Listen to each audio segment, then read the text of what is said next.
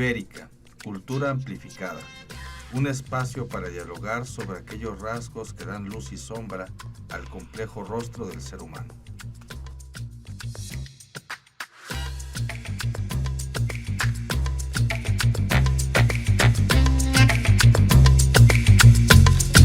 Hola, ¿qué tal? Muy buenos días. Estamos nuevamente en nuestros podcasts de Libérica, Cultura Amplificada. Y bueno, nos acompañan como siempre. Está aquí el profesor Moisés, el profesor Arturo, el profesor Guillermo y yo, Eduardo Ruiz. Hoy vamos a platicar de un tema que tiene que ver mucho con los jóvenes de nuestros tiempos. El tema, me gustaría que platicáramos estas cuestiones, reflexionáramos sobre el pensamiento crítico y las redes sociales, tratando de atender a una pregunta que es cómo discernir la verdad en un mundo saturado de información. ¿Qué papel juega la verdad dentro de las redes sociales? Porque lo podemos llevar a muchos lados, profesores, lo podemos llevar desde el ámbito de información falsa para resolver una pregunta de un examen, lo podemos ver en cuestiones políticas, los podemos ver en cuestiones de las guerras, de los conflictos, de la sociedad, o sea, tanta información tan cercana que es a nosotros hoy, este tipo de vínculos que tenemos con la información, cómo también nos pueden llevar a un extravío, ¿no? Y qué contrastes, como cuando no había libertad de expresión o cuando no habían estas formas para estar unos con otros. Así que bueno, ¿quién quiere comenzar a arrojar los dardos a estas inquietudes? Pues si quieren yo comienzo, ¿sí? Adelante, profesor. Es un tema que me es muy interesante, creo que es muy interesante a muchas personas y además es muy oportuno, muy pertinente hablar de esto en estos momentos, ¿no? Hoy en día se ha intentado analizar desde distintos términos, desde distintos conceptos, está muy en boga la cuestión de la posverdad, por ejemplo, ¿no? Creo que sería interesante también traer a colación ese concepto, ¿no? ¿Qué es la posverdad? La posverdad es básicamente un enfoque de análisis que asume que justamente el modo en que hoy en día nos relacionamos con la información en medios digitales principalmente, nos incapacita para poder determinar justamente por un lado qué es aquello que es verdadero, pero por otro lado no solo nos incapacita, sino que hace que el concepto de verdad ya no sea pertinente para analizar ciertas cuestiones, ¿no? Entonces la posverdad es básicamente la asunción de que hoy en día ya ni siquiera conviene, porque es imposible discernir básicamente esa distinción, ¿no?, entre lo que es verdadero y lo que es falso, ¿no? Y más bien tendríamos que estar pensando entonces en cómo es que las personas, la población, reacciona frente a la información que se le presenta, más allá de que sea verdad o no sea verdad. Simplemente es como un juego de acción-reacción en el que todos estamos inmersos y justamente que el concepto de verdad se queda descalificado, ya no tiene pertinencia, ya no tiene mayor relevancia, ¿no? Eso es algo que hoy en día se habla bastante y valdría la pena ponerlo sobre la mesa para ver si estamos de acuerdo. Acción-reacción. Sí, pues estamos, como dice el profesor, yo coincido, yo creo que estamos en la época en la que todo vale, ¿no? O sea, estamos hablando, ponemos al mismo nivel la ciencia con diferentes aspectos o diferentes concepciones acerca o interpretaciones de lo que vemos en el mundo, y cualquiera de las dos tiene su peso por igual, ¿no? Pero no solo ahí, sino en política, por ejemplo, pues prácticamente todo está igualado. En las cuestiones religiosas todo se cuestiona, todo se critica y también todo vale. Entonces, pero a mí, yo creo que lo que vale la pena aquí señalar a nuestros alumnos, profe, es que identifiquen en qué época estamos, porque eso es bien importante. Desde mi punto de vista, identificar la época. Recordarán la imprenta. ¿Qué es lo que pasó cuando llegó la imprenta? Rompe con estas clases, con estas ideas que veníamos establecido, con nuestras creencias mismas, y finalmente tenemos que aperturar las ideas. Pero esto fue un golpe, y aperturar las ideas no es algo sencillo. Nos lleva hasta romper con paradigmas, incluso con grandes matanzas. Luego vino la tecnología con la radio, con la televisión, que también fue otro golpe, porque empezamos a tener mayor contacto los seres humanos en el mundo. Y eso también no fue bien recibido, porque otra vez empezamos con la situación de enfrentar las ideas. Y ahorita con la apertura de las redes sociales me parece que vivimos otra época similar. Es decir, cualquiera se puede comunicar con cualquiera y cualquiera puede opinar de lo que sea alrededor de todo lo que estamos viendo. Y entonces sí es importante que nosotros entendamos que estamos en esa postura, en esa época de nuestra historia humana. Bueno, antes que nada, un gusto estar aquí con ustedes como siempre. Yo partiría con Humberto Eco, ¿no? Antes de fallecer, Eco había escrito, ¿no?, en un breve artículo que tituló que Twitter le abrió o le dio voz a legiones de idiotas, ¿no? Y justamente porque lo que hacían las redes sociales era hacer que el sujeto se considerara digno de sí mismo de decir algo, y lo que dijera tendría que ser válido para todos los casos. Y creo que justo como dice el profesor Guillermo, esto nos lleva justo a esta relativización de lo que sucede en el mundo, ¿no? Y justamente del término de posverdad hay una imagen me parece muy pertinente para entender la posverdad.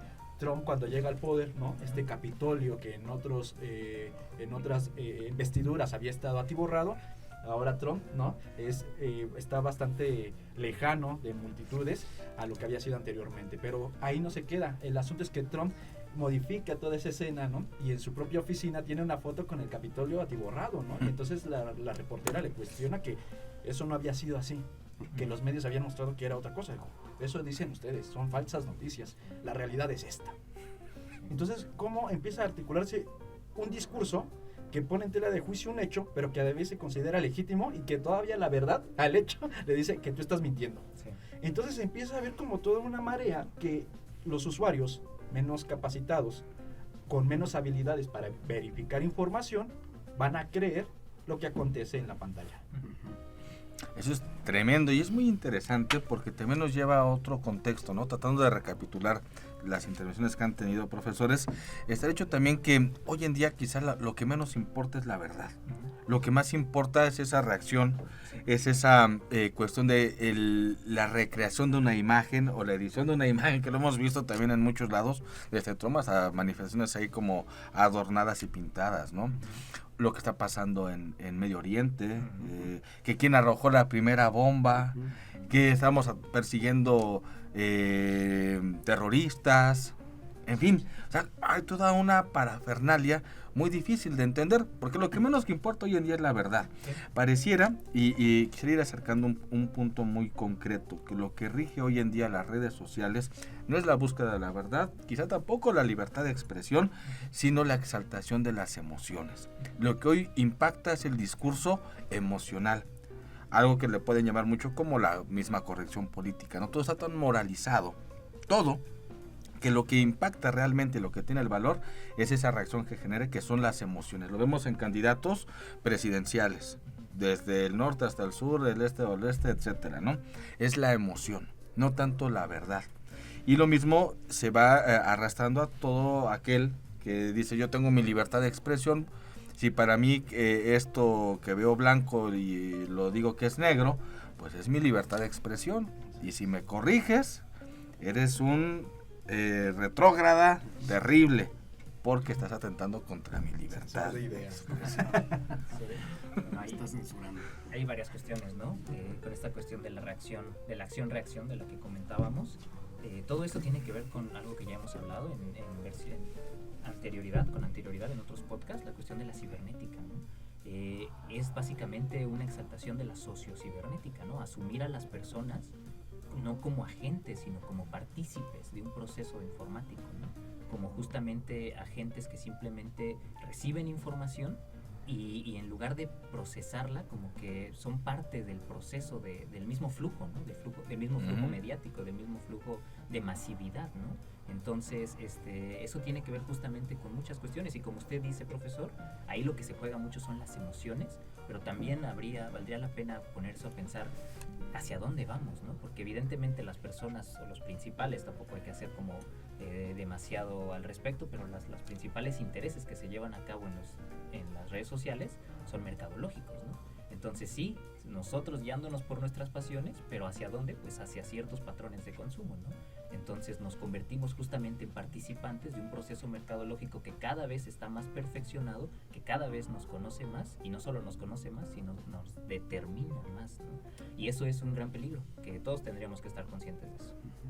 Fíjate que yo lo llevaría un poco trasladándolo al ámbito de la ideología, como las propias redes sociales sociodigitales, porque incluso creo que el término más pertinente es sociodigital, porque en realidad las redes sociales pues son grupos humanos, ¿no?, que pueden estar en interacción, pero cómo es una reproducción o una manifestación de nuestra ideología, ¿no? Si yo considero que el mundo es cuadrado y es color de rojo, el algoritmo me va a presentar todo aquello que converja, ¿verdad?, con mi manera de pensar. yo no voy a tener una mirada crítica o voy a conocer la oposición de mi pensamiento, porque todo va a estar diseñado para que yo pase más tiempo en redes sociales. Y como dices, no hay que olvidar que las redes sociodigitales, en realidad están diseñadas para consumir y que se pase el usuario mucho tiempo ahí.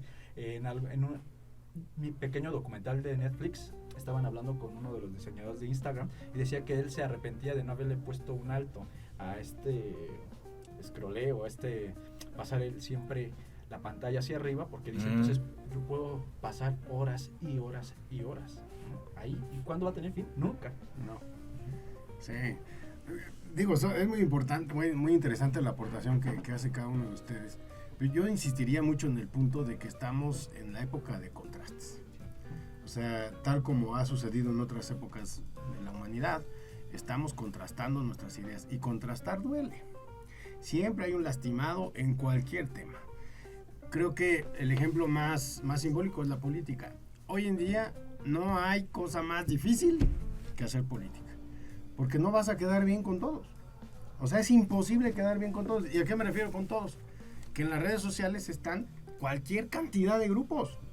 Que los que aman las bicicletas, que los que te están pidiendo que los animales también sean considerados personas, que los del género, que te están diciendo que cambies tu manera de hablar, que los que piensan de una manera, los de otra. Los terraplanistas. Los terraplanistas. Sí, los terraplanistas. Oigan, el 10% de los muchachos de la actualidad consideran que vivimos en un planeta plano, ¿no? Digo, bueno, yo me asombro porque eso no me tocó vivirlo en mi época, ¿no? O sea, todos estábamos claros que vivíamos en una esfera y hoy no, hoy 10% de los jóvenes consideran que están en un plano. Y eso se debe a este contraste, porque hoy puedes contrastar lo que sea. Profe, perdón que lo interrumpa para retomar, si pudiera retomar la idea. Yo pienso que lo que... recapitulando un poquito, ¿no? La cuestión del hacer política. O sea, realmente creo que lo que han hecho las redes sociales es evitar el hacer política. Lo que termina haciendo las redes sociales es como afiliarse a un partido, a ser hincha de un partido, de un equipo de fútbol. Como que me identifico con o sea, como que es generar clanes. Ya al que se identifica con un político no lo hace por una postura política, sino lo hace porque ese es mi gallo, ¿no? Ese es mi mesías, el mero mero, ¿no? Es el que va a reivindicar a todo. En México y en cualquier parte, ¿no? O sea, esos fenómenos populistas tienen que ver mucho con las redes sociales. Sí. Ya no hay plataforma política, es a quién le voy y con quién estoy y con quién me identifico. Exacto. Sí, por eso te decía que es bien difícil hacer política, porque Sí. vas a quedar mal. Hoy ve a los candidatos, no solo aquí en México, a las dos candidatas que tenemos claras, sino en todo el mundo. Es bien difícil hacer política. De hecho, no te atreves ni siquiera a presentar tu propuesta política porque vas a quedar mal con varios. Y ahí, profesor, bueno, hay muchas cosas que decir al respecto en realidad, ¿no? Pero a mí definitivamente me viene a la mente el caso, por ejemplo, de Trump, ¿no? No solo es difícil hacer política, sino que hacer política hoy en día ya es otra cosa, ¿no? Es O otra sea, cosa. y no por nada, una de las principales críticas al desarrollo de las redes sociales y la inteligencia artificial es que incapacitan la permanencia de la democracia, ¿no? O sea, los principios fundamentales en los que se basa la idea de un agente libre con capacidad racional para elegir están siendo puestos en duda hoy en día por cómo funcionan las redes sociales, ¿no? Y ahí el ejemplo es el de Trump, ¿no? Cambridge Analytica, ¿no? Cuando ganó Trump, la mitad de la población en Estados Unidos no sabía qué había pasado, ¿no? Como si vivieran en otro mundo, ¿no? Y así el mundo entero, ¿no? O sea, ya es otra cosa hacer política, ya no pasa necesariamente por el discurso claro, por el convencimiento, sino por participar, montarnos en este tipo de procesos informáticos. ¿Y qué peligro esconde eso? Una pregunta rápido, profe, antes de pasar con el profesor Moisés.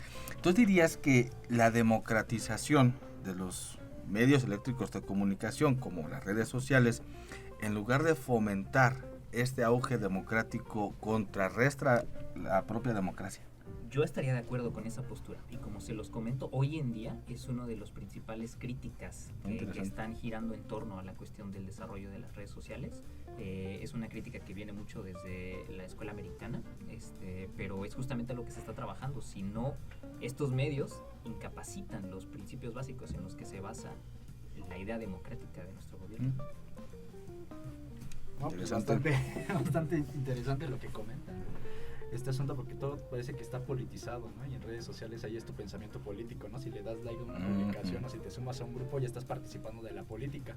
Y creo que en esa manera la premisa dialógica de la democracia, es decir, como un intercambio de ideas, ¿verdad? En busca del beneficio común, se difumina y más bien en beneficio de unas partículas sociales, ¿no? Es decir, por ciertos grupos, y estamos dejando de lado que el otro existe y en qué medida las redes sociales ocultan la presencia de alguien que no piensa como yo.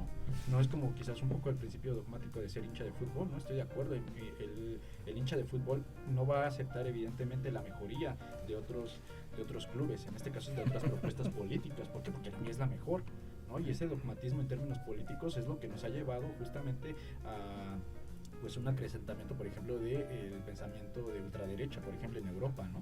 Entonces, en donde prácticamente hay una cerrazón del otro. Sí, pero justamente a mí me parece que este contraste de las creencias y de las ideas nos lleva justo a eso, porque tienes que regresar, o sea, tenemos que recuperar ese macho alfa, ¿no? Que nos va a devolver aquella identidad que perdimos.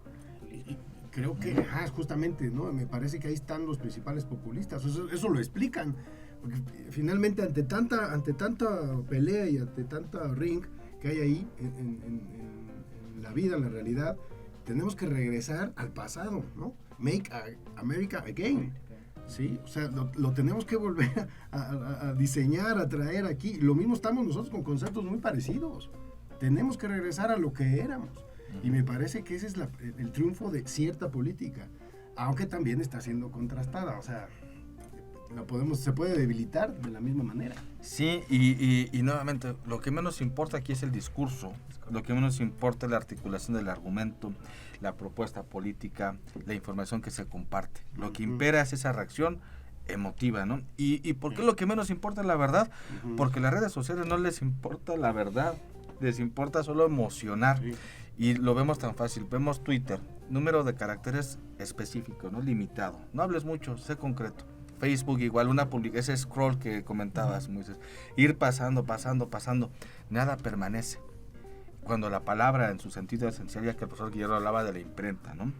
Como este proceso también de plasmar la palabra y que permanezca. Hoy en día no permanece la palabra, es pasar y a la siguiente publicación. No hay momento de detenernos a pensar y decir lo que dijo tal candidato, tal persona, uno mismo. Ya estoy pensando en mi siguiente tweet, ¿no? Para ver si genero ahí una reacción, o sea, generar reacción. Sí, es bien importante que también, perdón que los interrumpa, esta pérdida que creo que va ligada mucho al auge de redes sociales con la pérdida de la cultura letrada, ¿no? Porque en primer lugar México es uno de los países que, si no es que el que más comparte fake news, ¿no? Es decir, ahí nos está hablando un cierto de analfabetismo funcional, ¿no? Porque leo el pantallazo, ¿no? El encabezado, lo comparto sin analizar, y es decir, mi fuente original, que tiene que ser el texto, es decir, el reportaje, la crónica y demás, no la leo, es decir, no leo la letra, y por eso ya con esto termino. Es decir, por Platón, una de las ventajas que daba para la letra, para la escritura, era ser utilizada en la política. ¿Por qué? Porque una vez que algo se hacía ley, pasaba a ser escrito, y algo nos dice la relación de la verdad, la política y la certeza. Claro. Sí, y esto nos lleva a reformular el papel que ahorita tienen tan importante las escuelas y la educación en casa, que creo que es ahí donde a muchos padres de familia les va a interesar y a nuestros alumnos, porque es necesario que la escuela también cambie y nuestras ideas en torno a lo que estamos viendo allá afuera también lo hagamos en casa. Sí, no podemos negar nuestro tiempo, ¿no? Como dice el profesor, sino totalmente de entenderlo y usar esas herramientas. ¿Cómo? Pues es el desafío de los seres humanos de esta era, de nosotros como alguien que influye en la educación, es buscar esas herramientas. No podemos volver al pasado, no podemos ser anacrónicos, pero tampoco podemos negar nuestro tiempo. O sea, estamos en un desafío, o ser muy banales, ¿no? Claro.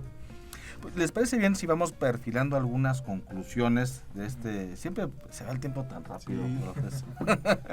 Vamos perfilando algunas conclusiones, algunos detalles sobre este tema que era: ¿existe un pensamiento crítico a través de las redes sociales? ¿Dónde queda la verdad? Bueno, ya abordamos varias cuestiones, pero algunas conclusiones.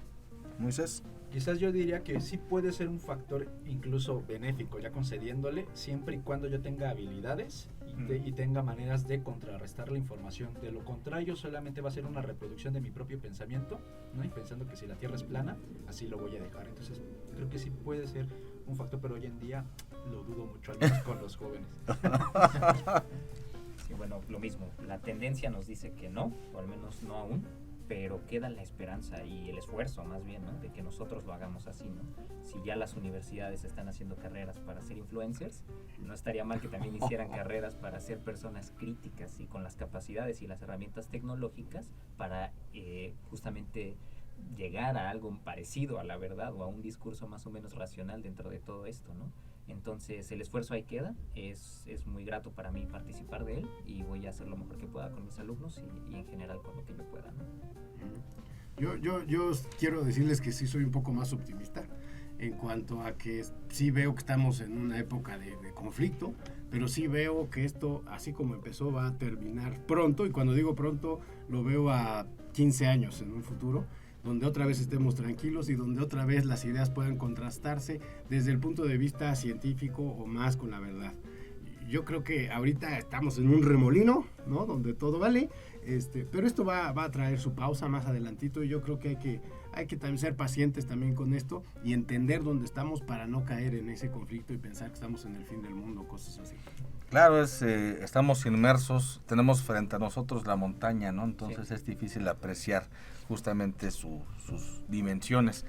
Sin embargo, sí queda todo un desafío, como educadores, como gente que promueve la educación, el tratar de involucrar a los estudiantes a un pensamiento crítico. Creo que es lo mucho que podemos hacer es pensar lo que nos han dicho que debemos de pensar, aun cuando digan que la Tierra es redonda, que tampoco es redonda. O sea, cuestionar eso, ¿no? O sea, cuestionarlo todo, hasta las verdades que damos por hecho. O sea, creo que eso es lo más rico que podemos hacer dentro de nuestras áreas. Y, pues claro, usar estas herramientas que están a nuestro alcance. Pues se va el tiempo nuevamente. Justo así. Les agradezco mucho nuevamente. Entonces estaríamos concluyendo este podcast. Le mandamos saludos a Pau, nuestra productora estrella. Gracias, Pau.